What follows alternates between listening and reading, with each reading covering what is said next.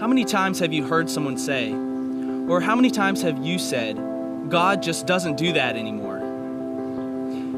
We say that God doesn't heal people anymore because we have modern science, or that God doesn't fill people with His Spirit because that was for the early church, or that God doesn't speak to people anymore because we have the Bible to read. We have spent so much time thinking up things that God won't do, and yet we wonder why we see no power at work in the church.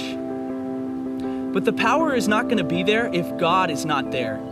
And why do we expect Him to show up if we, created beings, are telling Him what He can and cannot do? Do you know why we limit God? Because we want to limit the effect that He can have on our lives. We want to give Him our hearts, but we don't want to lose our time, energy, money, and ultimately our lives for His name's sake.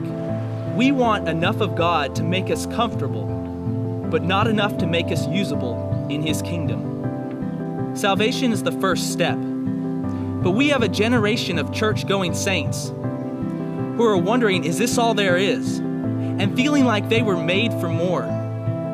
Because we have made salvation the end goal when it was never meant to be that.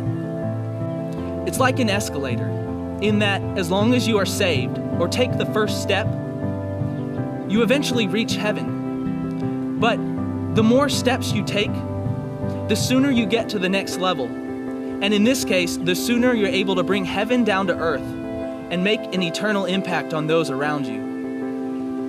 I'm talking about walking so close to God that when you touch someone, it's like God has touched them.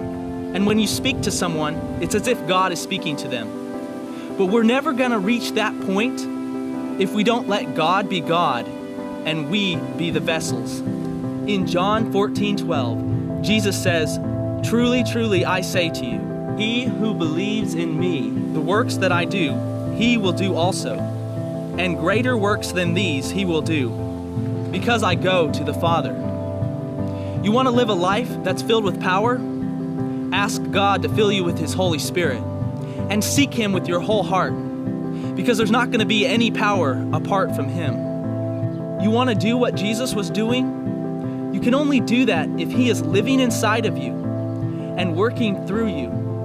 And He sent His Holy Spirit to fulfill that role in us, to fill us with power. Stop telling God what He can and cannot do, and let Him do what He wants to in you.